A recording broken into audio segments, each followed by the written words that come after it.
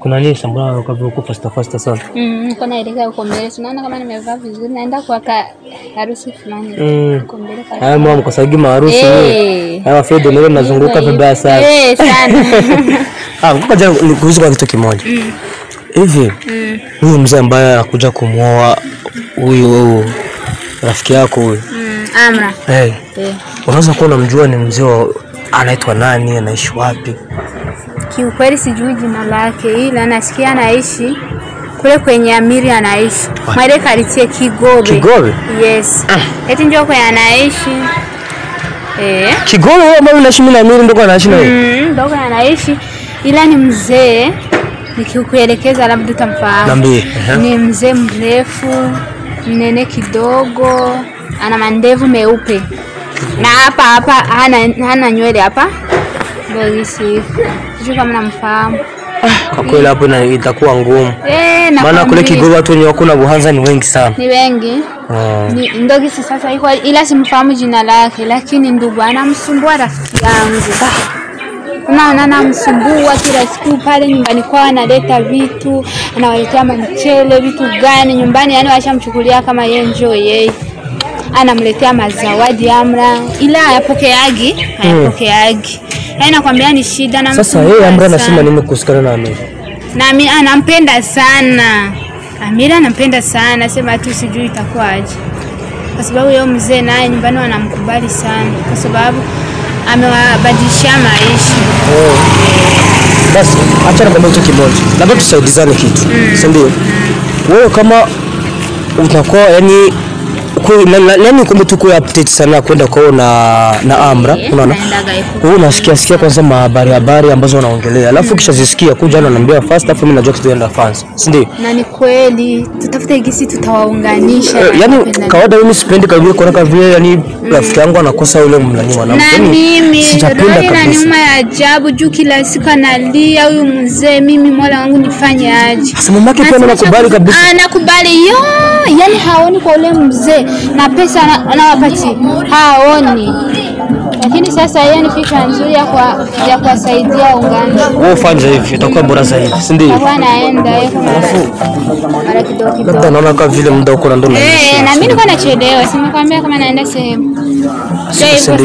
Mimi nitakuwa na jaranje naenda kwao na Amra nadanganya hata wazazi wake kama tunaenda kwa shangazi vitu kama hivyo ili tuwalete sehemu na wewe kule ujiaranje umlete Amir ili tuwaunganishe. Maana kule ni wakali sana, hatokagi hivi kwa sababu ni mchumba wa mtu tayari. Hatoki.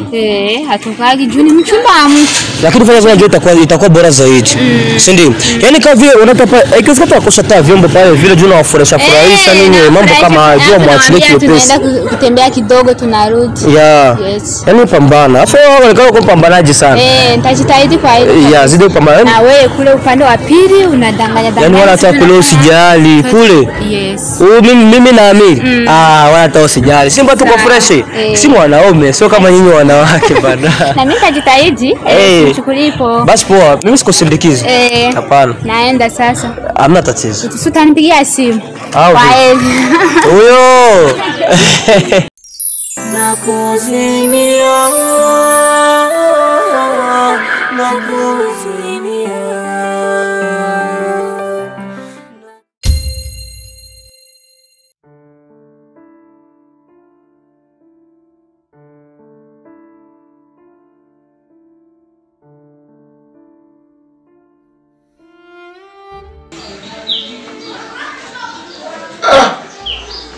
Baba. Mbona umesinzia? Kuna nini? Mtoto. Kuna nini mbona unasinzia siku hizi kijana? Niambie matatizo yako baba. Mbona umesinzia sana? Kuna nini? Watoto hizi siku mna mambo mwe. Niaje mzangu? Safi. Au kulala? Afadhali hata basi ningekuwa ni usingizi juu kwa sababu kitanda kiko pale cha kwangu peke yangu sikichangi na mtu. Ila hili limenishindia usingizi kabisa. Basi nipe habari. Sisi umeshaanza kuchumbia, umeshachumbia. Mtu akichumbia na kwa na matatizo yanakukuta njiani. Niambie vizuri, kuna nini? Mimi ndo mzee wako. Yes, najua. Tumekuwa hapa mimi na ukuisha unaona jisume. Mama yenu ametoka tupo na wewe hapa. Ndio. Sawa. Sasa ni shida gani? Niambie. Acha mzee siwezi kukuficha kitu. Unajua wewe ni mtu mzima. Wanda ushauri wako unaweza kunisaidia chochote. Sawa. Ila si ni kama tumeingiliwa. Mimi na mchumba wangu tuna matatizo. Matatizo gani? Mimi na mchumba wangu tunapendana tena sana. Na tuko sawa na programu zetu kabisa. Ndio. Na kila kitu tunakipanga kama kitu tunavyokipanga, tunashauriana na kuongozana. Sawa. Ila shida. Yupo mzee ambaye kabisa nasikia miaka ya kumda kabisa sio kwa mdogo. Sasa kwanza kuona mchumba wangu mwenyewe huyo maisha yao ni kama yalikuwa ya chini. Ila ndio aliweza kuchange maisha yao kwa hadi akawajengea hadi nyumba. Alafu nasikia ni mzee mtu mzima hana nywele nyeusi kichwani. Hadi ndevu nasikia nyeupe. Kama zangu. Alafu amekazana amekoma kabisa sasa hivi imagine sasa amefikia mpaka time anakuambia nataka kumvisha pete na kutoa mahari. Sasa unafikiria baada ya pete na mahari cha kufuata ni nini? Sawa. Nakusikia. Alafu na wazazi wake sana babake. Yeye yuko tayari kabisa. Na anazidi kumwambia binti kama kuolewa kwake ndio kuchange maisha yao. Sasa niko hapa I'm so confused. Binti mwenyewe anapokuwa na yani hivi ni kilio, mimi mwenyewe sijui so. Sawa nakusikia. Nipe kwanza habari. Wazazi wake walishakuona wewe unakujua? Sasa tia roho chini. Sasa mzee wazazi wake nitaenda vipi kwa wakati already unasikia wazazi wake wako na mtu ambaye wanamjua mzee wangu? Kawaida wewe ungejitahidi uonane na wale wazazi wake. Wakukatalie ama wakukubalie ujue namna gani kisiweza kubakia ndio mchumba wako. Hawezi kubakia hivi mchumba wangu wazazi wake hawamjui. Sawa? Tizama kabisa. Na kuona kila siku unaenda kwa masomo. Najua kama unaingiza akili na kujua vitu kisi vinaweza vikaendelea. Hauwezi kuwa mchumba wa jina bila kufika kwa wazazi. Ila mzee sikia anaenda step by step mpaka kwa mpaka. Hiyo ndio nasema isikupotezee muda na kuwa na hasira za kuwaza ukapoteza hata akili yenye ulikuwa nayo. Sawa? Siku hiyo naishauri. Unajua wewe hapa, wewe ni kama ndio vile tunajua wewe ndio unabaki hapa mtu mzima. Ndio. Mzee atumtegemee hata wakasha kwa mzee. Sawa? Sawa. Wewe sasa kitu nakushauri ni hiki. Usijihangaishe akili yako kuwaza mengi. Jitahidi ufanye ufike kwanza kwa wazazi. Sawa. Inaweza kusaidia kitu. Sawa. Ama utume wa shenga waende kule kufikishia habari zako. Jua kisha kutambua, wanajua binti wetu amepata au kijana japokuwa yuko na hilo litajiri lake. Wameshaona watafanya confusion katika Kiingereza kama nasema confusion, kama confusion, kani nini sisi katika Kifaransa tunasema confusion. Watatizama kama wewe. Unaona kama ni hatari. Kabisa. Ya unajua umepata hivi. Ya umenipa mwanga kabisa. Sawa. Ndio hivyo. Lakini sikaa hapa kwenye meza mimi kwa jitumikie ni kuona tuko unainama we. Vitu nataka kutaka kuna nini? Asante. Na ushauri wako utafanyia kazi. Sawa. Wewe fanyia kazi. Alafu muda si mrefu. Sema hata hivi. Niongee naye. Tupange ratiba. Tulizungumze. Okay. Nikirudi hapa na kuja na jibu lenyewe. Na nitakuongeza ingine mawili. Kusudi asante kabisa. Kisha utajua sisi tutafanya mwenyewe hapa aridhiki. Sawa. Au vipi? Sawa kabisa. Acha basi mimi natoka sasa hivi. Okay. Hapo umenipa hata morale ya kutoka na jibu. Wewe ndio kwa nguvu kabisa. Sasa naye bila woga. Ilikuwa nimekaa kama sina ratiba. Usiende na woga. Asante. Nakuzimia.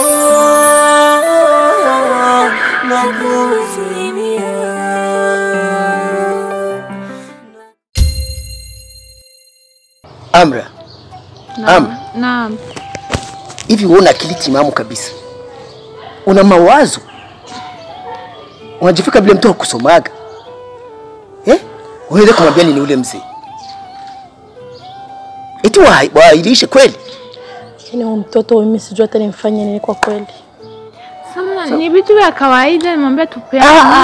Kuna tupeane muda kawaida. Muda gani? Wewe unapanda muda.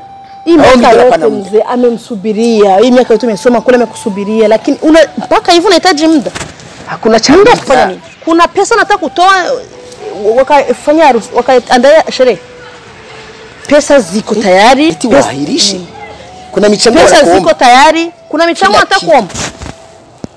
Kuna mchango nataka kuomba uchangishe kwanza, ukusanye ndio tufanye. Kuna ya kitchen dawa, kuna ya kitchen nani?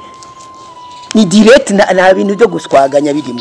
Akisho sema ngo airishe sijui kueleka kwa yule mtoto ananitafuta nini? Mimi sijui ni kitu gani. Au washamroga. Umerogwa? Mimi kawaida sielewi kabisa. Lakini unajua ni mangapi mzee ametufanyia hapa. Tumehangaika mimi na wewe hapa kusema usome ufanye aje. Hata hiyo primaire yenyewe kusema uimalize ni kwa bahati. Tumehangaika, tumesemwa, tumezalilika mara nyingi sana kusema wewe usome lakini mwisho wa siku Mwenyezi Mungu akatupitisha njia yetu akamleta huyo mzee. Akaanza kutusaidia. Ndio maisha kabadilika ukasoma tukaishi maisha mazuri na sisi. Hivi tunaheshimiwa leo hiyo tunazalilika. Hivi nafikiri familia ngapi zinahitaji hiyo bahati ya kupata mkwe kama ule? Ni familia ngapi zinahitaji mtoto wao apate bahati ya kuolewa na mtu mwenye franga kama ule? Mimi sijui kwaje. Unafikiri ndio unaweza kosa mchumba? Sasa hayo masomo hawezi kupesa zake lakini roho yake imechagua wewe. Masomo yao sijui si masomo gani? Hayo ni masomo gani? Hayo masomo ya ulofa yenye hayakupatita idea unasema niko na mawazo yenye ya kesho na kesho kutwa. Au unafikiri wewe ndio binti mzuri mwa hii nchi dunia nzima wewe ndio mzuri? Unafikiri wewe ndio binti mzuri peke yako? Unafikiri wengine hakuwaona? Lakini bahati imeangukia kwako. Alafu unaichezea hivi. Wewe una akili nzuri kweli? Hivi tunaheshimika kabisa. Huyu mtoto mwanamke alisoma masomo ya. Mimi naona masomo yenyewe anaenda kusoma Ulaya unafikiri ni masomo ya Uropa? Masomo anaenda kusoma ujinga. Mavirisi ya hatari. Mimi nilikuwa nafikiri hivyo amesoma Ulaya atarudi iko na akili zake anajua kutizama kizuri na kibaya afanye vitu bizima lakini ndo kabisa Mimi ndio niko nawaza hivyo. Lakini ona sasa anajifanya tena toa chozi. Ajiliza semaje? Sikia nikwambie machozi ndo sitaki hata kuyaona. Sitaki kuyaona haya machozi kabisa. Tena ufute sitaki hata kuona kwa toa machozi. Maana mimi nakwambia hivi ukubali, ukatae, utaolewa. Maana hii bahati imeangukia kwetu. Siwezi nikakubali iende hivi hivi. Unanisikia? Utaolewa. Tena ukae chini utulize akili yako na nafsi yako iambie mimi nitaolewa na ule mzee. Maana ukisubutu kuniletea ujinga hapa radhi nitakutolea. Tena nitakutolea radhi kabisa nikusahau kama kwa mtoto wangu.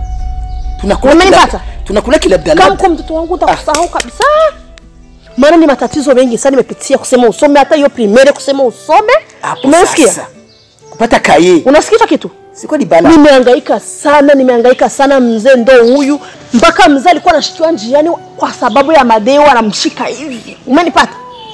Unasahau? Mimi ndo kabisa nilikuwa nadaiwa usiku na mchana. Yote umesahau sasa hivi mtoto wangu. Mbona unataka kuniaibisha wewe mtoto lakini mbona unataka kuniuguza mimi nife mapema? Nakwambia sijui iko aje huyo mtoto.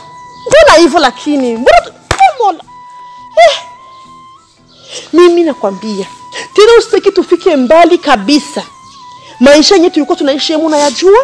Mzee ndo huyu mpaka alizeeka na siku hazijaenea. Kwa sababu ya matatizo mzee alikuwa anapanda na shuka. Buyede bufundi si uyede. Yaani kila kazi yeye yuko. Natumika kila kazi zote yani hivi. Ili mradi tu tupate 500 ya bijumba. Lakini leo maisha ni mazuri. Mtu anapumzika. Unavaa kanzu nzuri unapendeza. Hizi zote ni mali. Ni pesa za mzee. Ule mzee Marijani. Ule mzee Marijani ndo wakati Mwenyezi Mungu alimtisha njia yetu mambo yetu yalibadilika. Alikuja kama malaika. Unanisikia? Alikuja kama malaika, maisha yetu kila kitu kikabadilika na wewe mwenyewe unajua. Ni mara ngapi tulikuwa tunalala njaa? Ni maisha gani mabaya yenye hakuna hata mwenyewe anaweza kutamani kurudi yemu. Yetu huko ni shame. Siye kwambie. Ukifache unageuza mwa hivyo vitu. Mimi kama vile mzazi nitakutolea radhi. Jamani zote mbili nitakutolea radhi kabisa. Hata mimi mwenyewe nitakutolea radhi kabisa nikusahau duniani na akhera kama uko mtoto wangu. Umenipata vizuri? Kaa chini. Umesikia? Kaa chini. Kwa nafsi yako. Kaa chini ufikirie. Nataka jibu nzuri. Tena wewe mwenyewe kwa mdomo wako mwambie ule mzee, mwambie bana mzee mimi niko tayari. Kama sio hivyo ni sawa kama niko mama yako.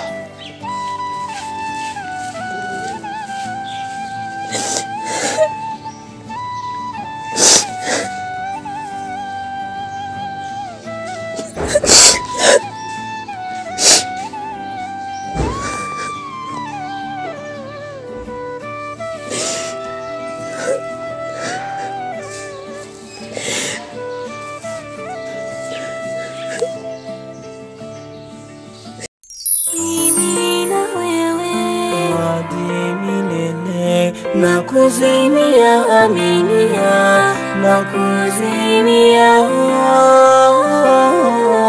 nakuzimia.